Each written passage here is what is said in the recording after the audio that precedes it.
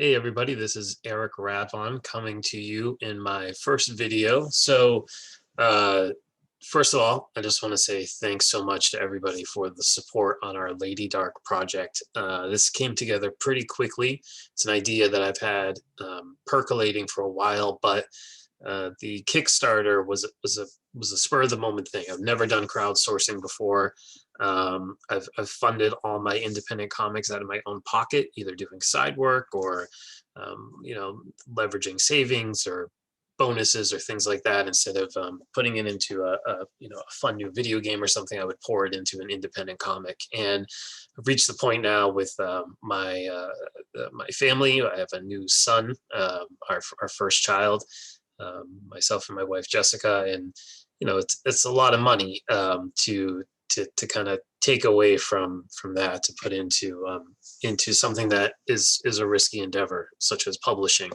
So I really love working with artists. The art team that I've put together over the years here, I've got kind of a like a theater troupe thing going on where I really and I think it's part of me. I'm probably super loyal, maybe clingy to a fault, but I've got a really great team that I've assembled here to work with, folks that I've worked with for years on a number of different projects, both anthologies from other publishers and my own self-published stuff. So I really wanted to execute LadyDarke with that level of excellence with this team that I've put together over the years. It's Samir Samau, based in Brazil. He's got this like really amazing energetic art style that has definitely resonated with the last few projects that I've been working on. So it's just one of those things of like the right content at the right time and bringing this to life. And so I really wanted to be able to pay Samir, the industry rates that he commands, deservedly. The same goes for Rob Cronenbergs. He's a colorist, artist, pop culture guru, super fascinating guy. Really love my friendship with Rob over the years, and all of the different things that he brings to the table. His color art is exceptional, and same thing. I think the last few projects that I've put together, his art style has been a perfect fit for it. So having Rob being able to join the mix on LadyDarke as well has been fantastic. And then Micah Myers is he's lettered every comic I've done, outside of anthologies and things. So any comic that I've put together myself, Micah has been the man for the lettering, and he's all over the place. He's Image, Dark Horse, things being adapted for movies and TV. So I mean, he's really, I think, for me, he's the letterer of our generation, and I love working with Micah. And I've said this to Micah and others, that my comics don't really feel real until I get those pages back with Micah's lettering work on it. And there's a real artistry to good lettering. I think a lot of writers try to letter themselves. For me, I quickly realized that it just wasn't going to happen, and that my forte was in putting the comic together, but really needing that professional letterer to tie it all together. So, you've got professional artists across the world working hard to bring this to you, LadyDarke. So let me tell you about LadyDarke and a little bit of the inspiration behind it. I was at a convention, and a lot of the comics I've done have been and maybe this is a writer's fault thing here, but a lot of the comics I've done have been about ideas, high concept kind of ideas. I really love comics as a medium, as a format. Some of my favorite comics fall way outside the superhero realm. I love like Berlin by Jason Lutz and Bone, everything. So the whole spectrum of the type of stories you can tell through comics or graphic novels or whatever name you want to give to it. There's an incredible spectrum there that I really love. So I had done comics that were like sci-fi, horror, sort of pulpy, the type of stuff you might find as a backup in a British comic magazine or something. That's the kind of vibe I was going for in the sort of stories I was telling. But I've been steeped in comics my entire life. I got bit by the comic bug before I could even read. My mom says that I was like 3-4 years old, just flipping through issues of Spider-Man and Captain America, and really just fascinated by the the world that was taking place in between those panel gutters, right?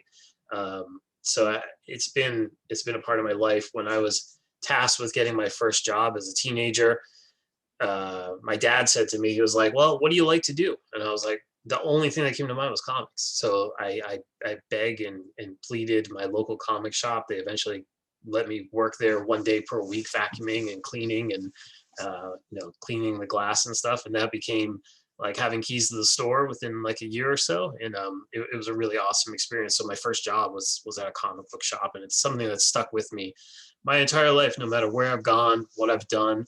I've been a journalist. I've worked in technology. I've been part of startup companies. I've done like a lot of wide-ranging things. I've lived all across the country, and yet somehow comics have remained this constant in my life. And I think it's one of those things that if you get bit by that bug hard enough, early enough on, it's like chicken pox or something. It just infects you. It stays with you forever. And so here I am, full on adult, whatever that means, and I'm still driven to create these comics. And you know, so LadyDarke. This brings us to LadyDarke. I'm sitting at a convention. I've got my wares on the table. It's like horror comics, sci-fi comics, Crisis Vector, my passion project, which it's a fever dream video game Jack Kirby mashup story. Comic Book Yeti called it. Conan the Barbarian meets Back to the Future, which was a pretty good log line for it. Again, these are things that, like, when folks would come up and ask me about what's the story about, it's like, allow me to give you a TED talk type of thing. So I was at this convention, I was looking around, and I'm seeing, a few, I'm not going to name names, but like comic folks from the 90s. And one of the things that really struck me, they've got these people that really are like gravitating towards their tables and just like loading up on tons of stuff. And it's the characters, the singular clarity of a character driven thing. And in writing, that's what it's all about, right? Like, you start with the characters. So I left that convention kind of scratching my head and working on some ideas, and out came Laura Lennox. Laura Lennox, LadyDarke, is this character that combines a few different things, right? You've got the aesthetics of, I would say, like the 90s comics, that really, these are the comics that lit my, fire. I started reading comics from the newsstand in the mid to late 80s, and then it was really that kind of like early 90s explosion that I think made it a lifelong thing. And so there's an energy to those comics that I'm definitely trying to capture here. So I think about the excitement of picking Spawn #1 up off the stands from an Albertsons supermarket, and just this idea of creating a new world, creating a new mythology, and really getting invested in a new character. And I think that's kind of one of the things that I've come to realize as I've been creating comics, is that there is a real hunger in the audience to latch on to something, right? To have that thing where you're taking a journey. It's almost like a relationship, right? You're committing to something. When you pick up that issue #1, you're buying into not just a comic book that you throw in a box, but it's like a journey in your mind, that we're embarking on here. And so that's what LadyDarke represents to me, is really this kickoff of this really exciting journey. So I've sort of channeled a lifetime of experience being steeped in comics, collecting comics, reading comics, loving comics from across the entire spectrum. Like I said, from I love all the great uh, esoteric indie stuff out there, and I'm also a sucker for the cheesiest superhero crossover stuff as well. So I've really kind of put all those pieces together here in LadyDarke. Spawn is a big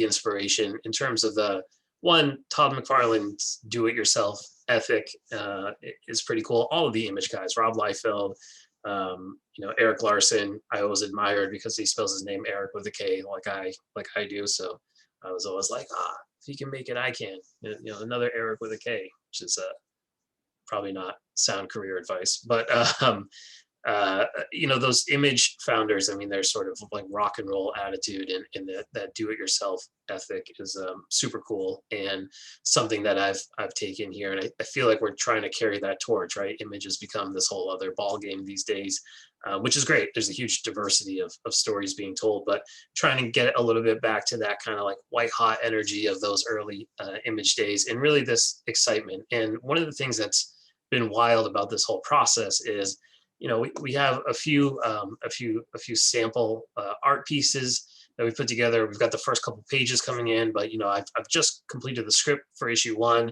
Samir's just started putting pencil to paper. We're just getting the ball rolling here, and almost immediately there's been this really great fan response and this momentum coming into the Kickstarter. Folks reaching out to me and just sharing how excited they are about this character and about what we're doing here to bring it to life. And I'm blown away, to be honest. I mean, I'm not a crowdfunding expert. I see a lot of my friends on Twitter in the comic world. Man, they are killing it. There are so many good comics out there. I'm going to link to some of my favorites in future updates through this, but there's some really cool stuff being put together out there. And these guys are so savvy, man. They are like, they got video production, they got professional photography, they've got graphical banners for everything. And I'm kind of a one-man band here. And again, I have a 1-year-old son. My wife and I work from home, so we're juggling him 24/7. We're in the middle of a pandemic. We don't have nannies. We don't have childcare. It's been tough not really seeing our family. So a lot going on here under the roof of my house, and not a ton of bandwidth to do my silly little funny book stuff, right? So I'm trying to do my best in the margin hours that I have, to kind of get this thing going. And the crazy thing is, like, obviously I wouldn't be spending my limited free time doing this if I didn't believe in it. And I just had a real belief in my heart that for some reason, now is the time for LadyDarke. Again, the idea has been sitting in my drawer for the last couple of years here. And, I wanted to get Crisis Vector out of the way first and really complete that. Again, Crisis Vector started as a one-shot originally, and that morphed into a trilogy. And so I've got that collected into a pretty nice, hold on one second, I'll show you here, pretty nice collection. So right here, I'm not sure if that's showing up on the video. See, I told you guys I was not super slick. There we go. Wait, kind of, sort of. Well, you can get a glimpse of it here, kind of. But I will. I'll show you the picture on the next update of the Crisis Vector Collected Edition. My camera will not pick this thing up. It's like a vampire. It doesn't exist. It's kind of popping up. So the trade is all yellow, and I think that's playing havoc with the thing here. But super happy about the way Crisis Vector's come out. It's in with Diamond right now.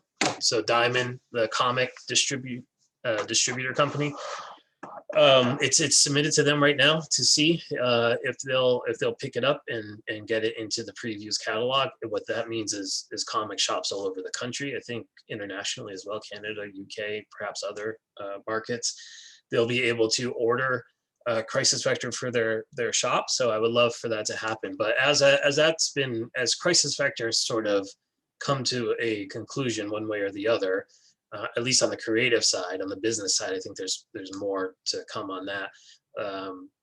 This itch to do LadyDarke would just not leave me alone. So one day it was a reactionary thing, actually. I went to the comic book store. I flipped through something on the stands, and I just kind of shook my head at it. And I'm not going to name names, but I came home that night and I just cranked out the script for LadyDarke. And as I sat back and looked at it, it had that kind of like that crispness and that excitement to it that it really reminded me of those early issues of Ultimate Spider-Man. That kind of you close that last page and you instantly want to pick up the next one. That was a big inspiration. And those early Image issues, like I said, and just this idea of bringing a new character to the page. And so I mentioned some of the reactions so far. I've had folks, I don't think I can divulge backer names yet until the whole thing's done, so I won't get into that, but I've had some folks really take a huge leap of faith with us, jump in, heavily invest, and then I hear the reasons why, and it's like, oh, I see you're doing a female character. I have a daughter, and I really want to, I think we're gonna bond together through this comic book. And that, to me, that's just like so amazing, and wild. I'm in this zone where, it's like creativity is not always this, for me at least, it's not this like super glamorous thing. It's like sometimes it's kind of like a monkey on your back kind of deal, where it's, folks are out there just, kicking back and watching the game and having a barbecue and blah blah blah, and then you're here with like this weight on your head of how do I bring this world to life, and all of this stuff. And again, spending my time working with printers and artists around the world and pulling projects together and all this stuff. And it's like, um, it's a lot to do in your free time. So to hear those kind of results on the other side of the fence of it, I guess, to see that there are folks out there who are picking up on the energy that you're trying to put out there, and I think that's myself as a writer, as a creator, as a whatever. I feel, I guess I'll be the first to say that I feel personally not 100% in control of it all, right? Like I feel like a conduit for something else. Some of these ideas, they arrive so fully formed, like like an instantaneous shot of boom. Here's Laura Lennox, LadyDarke. Here's her world. Here's her family situation. Here's her school situation. These are the challenges she's going to face. I know I've got the person who shows up in issue 3 who's going to become a fan favorite and blow your mind. All of it. It's amazing how fully formed, for me at least, it will land. And then the struggle I have is how do you sort of lasso that idea into real reality, get that into a script, get that script translated by an artist, have that vision come through. It's like, it's like carrying a hot potato across a field full of landmines. You got to sort of bob and weave to get it there. But to hear people are looking at this as something they want to bond with their kids over, something they're super excited about for themselves, something they're looking at, it just, again, that they see this and the light bulb goes off, that they're like, this is cool, I want to back this. To me, it's just absolutely incredible. Again, I'm not a natural salesperson, I guess I would say, especially when it comes to creative writing. Writing is, I'm here in my third floor attic, cranking away late nights and early mornings on scripts and stuff. It's a solitary practice, I would say, in a lot of ways. But on the other end of it, it's for all of you out there, and so to see the audience reaction so far on this has been pretty awesome. As of this morning here, we are, let me see, we're 75% funded with 85 backers. Absolutely incredible. We have 19 days left to go. So for those of you who have backed, please tell your comic book loving friends, family, coworkers, whoever, share a link to the project with them. Our tiers start as low as $5 for the digital copy. And again, I think $10 for the regular edition. We've got a whole bunch of cool variant covers. I've had some questions about the variant covers, like, hey, where are they? What do they look like? Fair point. Again, it's my first Kickstarter. The artists are working on them now, and I guess that's typically something you kind of have all that work done beforehand. But we're going a mile a minute here. I've provided samples of the artist's work, so we've got Alice M, absolutely amazing artist in Canada. Their stuff is accessible through the different profiles, and get a look at Alice's work. Super excited to have them on board. Will Kirkby, guy I followed on Twitter for a long, long time. We've been connected for quite a while. I've looked at this guy's artwork for years and been like, this guy's going somewhere. Sure enough, he's gone somewhere. He's doing all kinds of great stuff. Will's doing a cover for us, so you can take a look at his feeds and everything. We've linked to it in the updates, so you can get a good sense of who these artists are and what they're about. The cool thing is, I think all of the variant covers are the same price tier, so once these things roll in, if you don't like the cover, again, I'm not a Kickstarter expert, but I think there's ways in the final kind of survey process that I'll do everything I can to get you what you want and make you happy. So no worries there. Again, we're not a mega corporate situation here, so I'm connecting directly with you all, with the audience, and I'll do everything within my power to make you guys happy and get you what you need. So again, I appreciate the leap of faith everyone has taken here.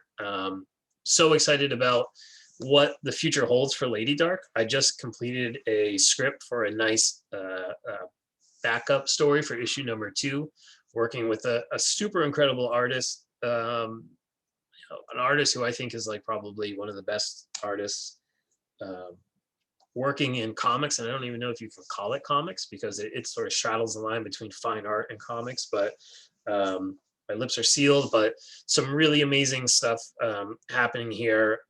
The energy across the board, again, I've got people, approaching me to contribute, to do artwork. So a lot of momentum around LadyDarke, and really excited to bring you more. So in future updates, I think I'll get more into the backstory of Laura. I'll share more with you about kind of the arc that's envisioned a little bit without getting into spoilers or anything. We'll talk a little bit about the production of issue 1. So as pages roll in, I'll love to kind of talk you all through some of the pages. Again, I don't want to give away the whole book through, before it's out. I really want you to have that great experience of reading the first issue, but I want to show you some of the artwork as it rolls in, and share some of the energy I have as I see these things hit my inbox. It gets me excited. I want to share that excitement with you. So again, thank you so much for taking this journey with us, and let's go LadyDarke. It's 75%. We've got 19 days left. And if you all can get us to 100, this is going to be a really fantastic book, and I'm looking forward to creating it and sharing it with all of you in the months ahead. So thanks so much. Erik Radvon here, signing off, and we'll talk soon. Take care. Bye.